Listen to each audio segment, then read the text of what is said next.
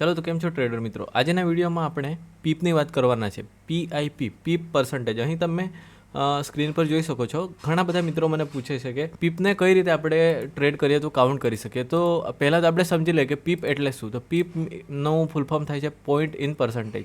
તમે જે આપણા રોજિંદા જીવનમાં ઘણી બધી વસ્તુનો ઉપયોગ કરો છો એન્ડ આપણે કોઈ પણ વસ્તુની લંબાઈ માપવાની હોય ત્યારે અલગ અલગ યુનિટનો ઉપયોગ કરીએ છીએ. યુનિટ એટલે ગુજરાતીમાં જેને એકમ આપણે કહીએ છીએ. For example centimetre, metre, kilometre. આપણે ટ્રેવલ કરીએ છીએ ત્યારે કિલોમીટરનો ઉપયોગ કરીએ છીએ. સેમ તેવી જ રીતે જે ફોરેક્સ માર્કેટ છે એમાં અલગ અલગ ચાર્ટ છે.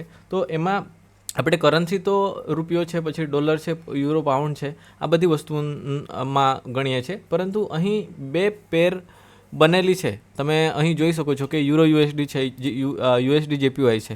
તો આ બંને વસ્તુમાં USD એન્ડ યુરો બંનેની કરન્સી છે. તો આપણે કોઈ એકમાં એને મેઝર કરી શકતા નથી. માટે એક પીપ નામનો યુનિટ તમે કહી શકો છો કે એ ડેવલપ કરવામાં આવ્યો છે એન્ડ એમાં આપણે કોઈ પણ વસ્તુ કેટલા પોઈન્ટ મૂવ કરતી છે એના અકોર્ડિંગ એને માપવામાં આવે છે. આમાં ફક્ત બે ટાઈપની પેર આવતી હોય છે, 4 ડિજિટવાળી પેર એન્ડ 2 ડિજિટવાળી. તો તમે મને કહીશો કે અહીં તો 5 પોઈન્ટ છે એન્ડ અહીં 3 પોઈન્ટ છે. તો એકચ્યુઅલીમાં જેવી રીતે મીટર મોટો એકમ છે એન્ડ સેન્ટીમીટર એનાથી નાનો એકમ છે, સેમ તેવી જ રીતે આમાં જે લાસ્ટ ડિજિટ છે, અહીં પણ તમે જોશો કે આમાં જે લાસ્ટ ડિજિટ છે એ પીપેટ કહેવાય છે. એન્ડ આ પીપેટનો મતલબ થાય છે પીપ છે એના કરતાં એક નાનો એકમ છે. આમ તમે આને કહી શકો છો. ચલો તો હવે આપણે આજે 4 ડિજિટ એન્ડ 2 ડિજિટવાળી કરન્સી છે એમાં તમે કઈ રીતે મેઝર કરી શકો છો એ વસ્તુ આપણે સમજીએ. તો એક વસ્તુ ધ્યાન રાખો કે જ્યારે તમે યુરો USDમાં પીપ કાઉન્ટ કરો તો તમારે શું કરવાનું છે કે જે લાસ્ટ ડિજિટ છે, જે પીપેટ છે, એને તમારે અવોઇડ કરવાનું છે એન્ડ એના પછીના 2 નંબર છે એનો ઉપયોગ કરીને આને કાઉન્ટ કરવાનું છે. તમે અહીંયા સમજશો તો આપણે અહીં તો હું તમને ડ્રો કરીને બતાવું. તો 156ની જગ્યાએ આપણે 71 લઈ લઈએ. ઇટ મીન્સ કે માર્કેટ 10 પીપનું માર્કેટે મુવમેન્ટ આપેલું છે.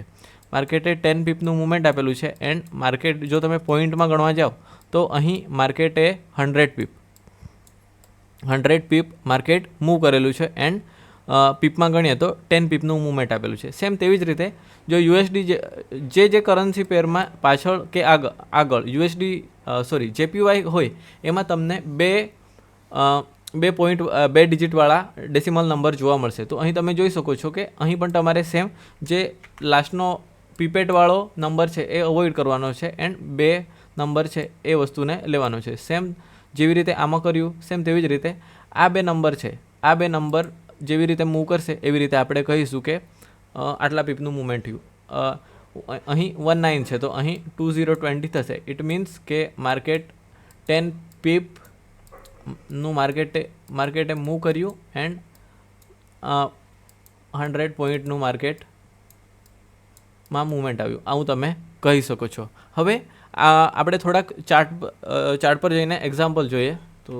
તો આ છે ગોલ્ડની પ્રાઇસ એક્શન. તો આ છે યુરો USD. તો યુરો USDમાં આપણે જોઈ શકીએ છીએ કે મેં અહીં 2 લાઇન બનાવી છે. અહીં તમે જોઈ શકો છો કે આ જે મારી હોરિઝોન્ટલ લાઇન છે એ 600 પર છે એન્ડ અહીં 700 છે. તો હવે તમે જોઈ શકો છો કે આપણે લાસ્ટના જે નંબર છે એને અવોઇડ કર્યો તો 60 થી 70 સુધી માર્કેટ ગયું. અહીં તમે થોડું ધ્યાનથી જોશો તો 560 છે એન્ડ અહીં ઉપર જોઈએ તો 570 છે.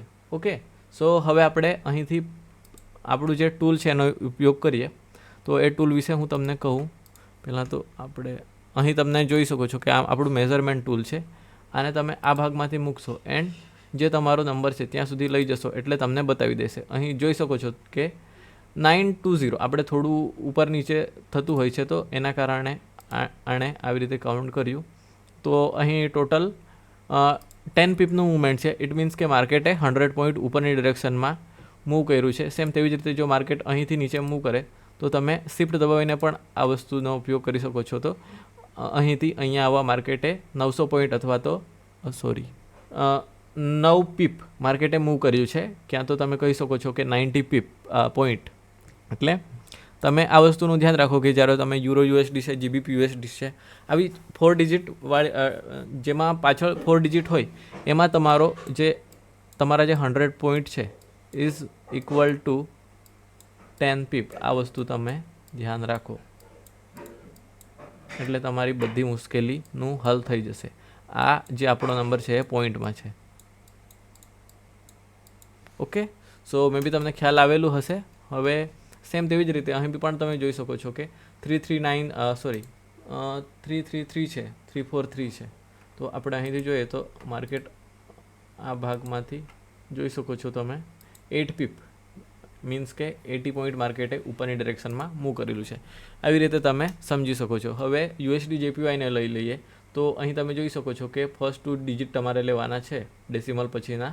તો અહીં 20 થી 30 પોઈન્ટ મૂવ કરેલું છે. અહીં જોઈ શકો છો 20 થી 30, ઇટ મીન્સ કે માર્કેટે 10 પીપનું મૂવમેન્ટ આપેલું છે, 10 પોઈન્ટ. હવે જીબીબી જેપીવાય છે, અહીં તમે જોઈ શકો છો કે 30 થી 40 માર્કેટ ગયું છે. તો અહીં તમે જોશો તો અહીંથી મેઝરમેન્ટ ટૂલ 10 પોઈન્ટ આવી રીતે તમે ઇઝીલી મેઝર કરી શકો છો. હવે ઘણા લોકોનું કન્ફ્યુઝન હતું કે ગોલ્ડ છે, ગોલ્ડની અંદર પીપ કઈ રીતે કેલ્ક્યુલેટ કરી શકાય. તો આપણે ગોલ્ડમાં પણ જોઈએ. પહેલાં આપણે જે આપણું ચાર્ટ છે એના પર જતા રહીએ એન્ડ ત્યારબાદ તમને હું એક્સપ્લેન કરું. તો અહીં તમે જોઈ શકો છો કે જ્યારે ગોલ્ડ છે એટલે કે XAUUSD ગોલ્ડ છે એમાં $1 વધારો થાય યા તો $1 ઘટાડો થાય. ઇટ મીન્સ કે ડોલર માં 1 પીપ વધી ક્યાં તો ઘટી. અહીં તમે જોઈ શકો છો કે 4593 છે, ત્યાંથી એ 4594. એન્ડ તમે આ ભાગમાં એક સેલનો ઓર્ડર મૂકો, પંચ કરો. ફોર એક્ઝામ્પલ એ તમારી 0.01ની લોટ હોય તો એન્ડ માર્કેટ આ 4594 સુધી જતું રહે તો તમને $1 પ્રોફિટ થાય. એન્ડ એના અકોર્ડિંગ મેં અહીં લખેલું પણ છે કે જો તમે એકની સ્ટાન્ડર્ડ લોટ લો એન્ડ માર્કેટમાં 1 પીપનું મૂવમેન્ટ થાય તો તમને $100 પ્રોફિટ થાય જો તમારું મિની લોટ હોય.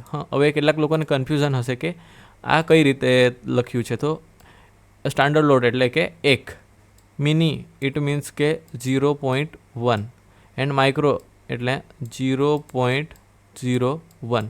આ વસ્તુ તમારે ધ્યાન રાખવાની છે કે 0.01ની લોટ લઈએ એન્ડ 1 પીપ માર્કેટ ઉપર નીચે થાય તો આપણને $1 લોસ થાય.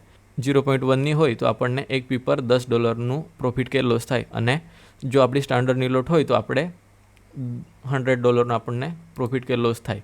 આ વસ્તુ તમારે ધ્યાન રાખવાની છે. તો અહીં તમે જોઈ શકો છો કે ઘણી બધી લાઈન બનાવી છે. આપણે અહીં જોઈ શકીએ છીએ કે અહીં માર્કેટ આ તો 15 મિનિટ છે, આપણે 1 મિનિટમાં જઈએ સો તમને ક્લિયરલી ખ્યાલ આવે.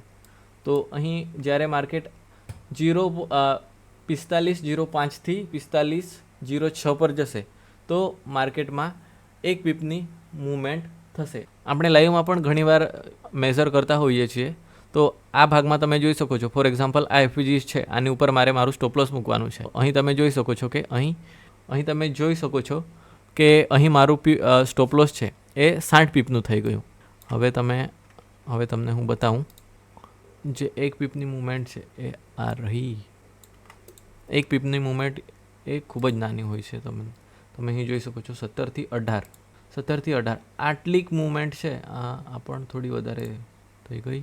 સો તમે જોઈ શકો છો આટલી મૂવમેન્ટ આ છે, આ 60 પીપની મૂવમેન્ટ છે, આ 50 પીપની, આ 40 પીપ. હવે તમને બતાવું જે આટલી મૂવમેન્ટ છે. જો જે પોઈન્ટ પહેલાંના જે 17 લખેલું છે 17 થી 18 પર માર્કેટ જશે એટલે માર્કેટમાં 1 પીપની મૂવમેન્ટ થશે. તમે આ જોઈ શકો છો કે 1 પીપ એટલે તો ખૂબ જ નાનું મૂવમેન્ટ તમે સમજી શકો છો. તો આ જ હતો આજનો વિડીયો. હોપ કે તમને ખ્યાલ આવેલો હશે કે ગોલ્ડમાં જે 5000 પર ગોલ્ડ ચાલતું હોય એન્ડ ત્યાંથી 5001 પર જતું રહે. ઇટ મીન્સ કે માર્કેટમાં 1 પીપનું મૂવમેન્ટ આવી એન્ડ જો તમે આમાં એકની સ્ટાન્ડર્ડ લોટ લીધી હોય તો જેવી રીતે આપણને $100 પ્રોફિટ અથવા લોસ થાય. તો ખૂબ જ ઇઝી છે. તમે ટ્રેડ કરશો તો તમને ઇઝીલી આ વસ્તુ ખ્યાલ આવી જશે. હોપ કે તમને જે વિડીયો છે એ ઇન્ફોર્મેટિવ લાગ્યો હોય. જો તમને વિડીયો ગમ્યો હોય તો વિડીયોને લાઇક કરજો, ચેનલને સબસ્ક્રાઈબ કરજો. બાકી મળીએ એક નવા વિડીયોમાં. Thank you.